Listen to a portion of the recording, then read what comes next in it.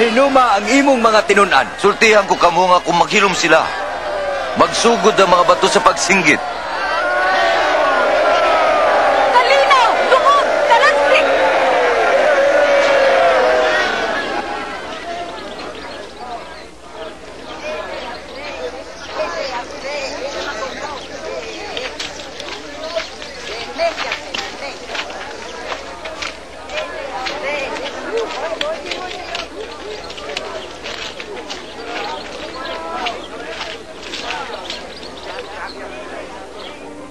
Kung nasayad ka, kung unsa ang kinahanglan karong adlaw alang sa kalinaw apan dili ka makakita ni ini.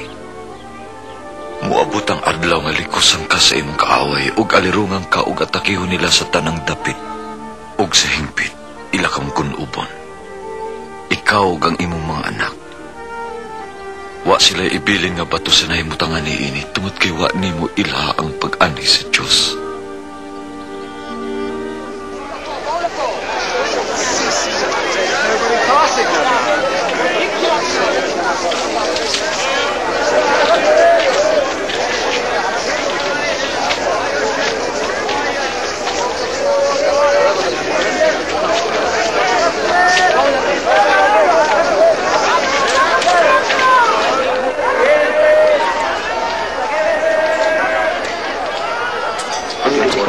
Ma, ito, walo, siyam, ako.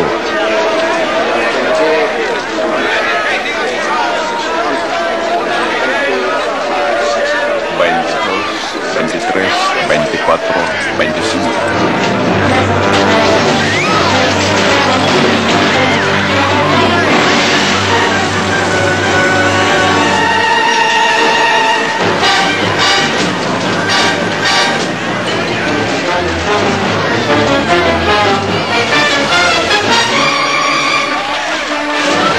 Naisulat, ang akong balay tawgon nga balay ang puanan o gihimo ninyong taguanan sa mga kawatan. Nagpaingon ka sa kumahayop! Okay siya! Okay!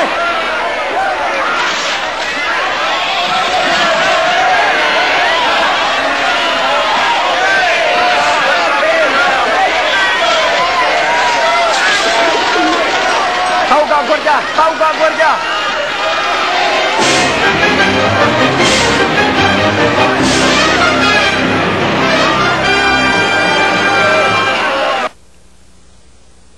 Nasayod ako nga daghan ang miila kaniya nga hari. Hari?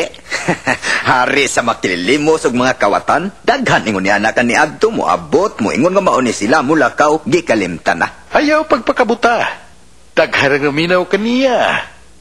Ang mga tao miday kaniya. O giingon nga si hari. Pahimangnuan ko ikaw. Kung kining tawhana magsamok jud dinhi, ikaw ang manubag.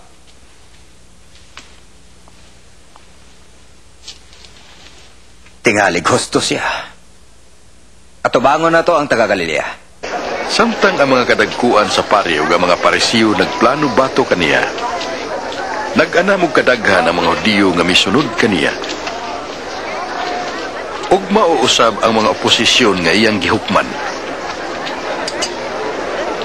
Kamay kaayo. Maura ba ka na? Sultihan ko kamo. Makining byuda labaw og ikatag kay sa uban. Kaya ang uban naghalad man sa ilang gasa nga sobra na sa ilang bahandi. Apan siya, bisan pa sa iyang kakabos, mihatag siya sa tanan nga iyang gikabuhian.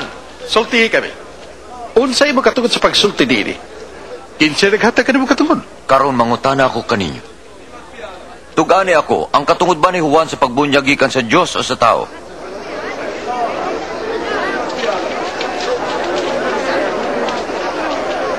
Unsay atong isulti? Kung moingon kita nga gikan sa Dios, moingon siya ngano man. Nga wa ka mo mutuo kang Juan. Kung moingon kita nga gikan sa tao, batuon kita sa mga tao. Hugot ang ilang pagtuo nga si Juan propeta. Wa kami masayod kung diin ginigikan. Dili ko usab kamutuganan sa katungod sa akong pagbuhat ni ini mga butanga.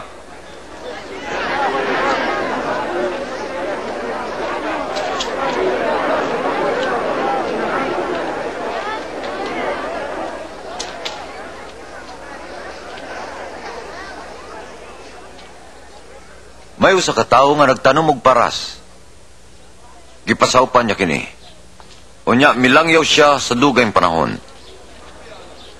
Pagpamupo na sa mga ubas, nagsugod siya og usa ka ulipon aron pagkuha sa iyang bahin sa abot. Apan gibunalan nila ang ulipon og ipapauli nga way dala. Busa nagsugod siya laing ulipon. Apan gibunalan usab siya sa mga saop o gipakauwawan o gipalakaw nga way dala.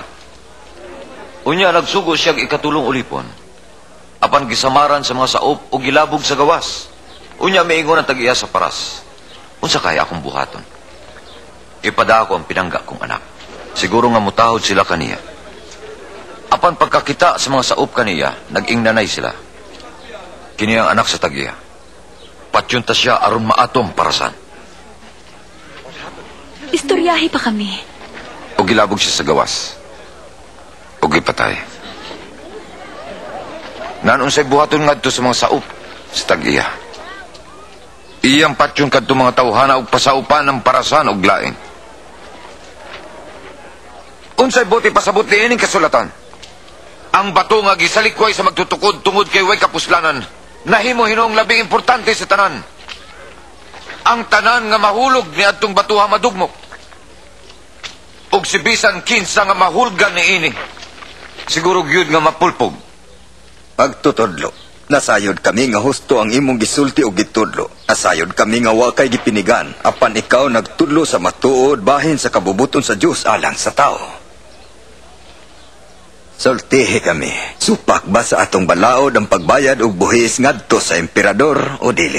Pagbantay Ginoo, iya ka lang gilipat. Pakita kong sensilyo.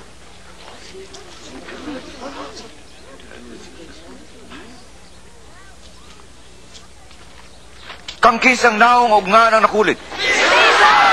Nan ihatag nga to kang Cesar, ang iya ni Cesar. Og sa Diyos, ang iya sa Diyos. Sa imong kubagyana. Karon taliabot ng adlaw sa pangilin sa pan nga way patubo nga gitawag og pangilin sa pagsaylo.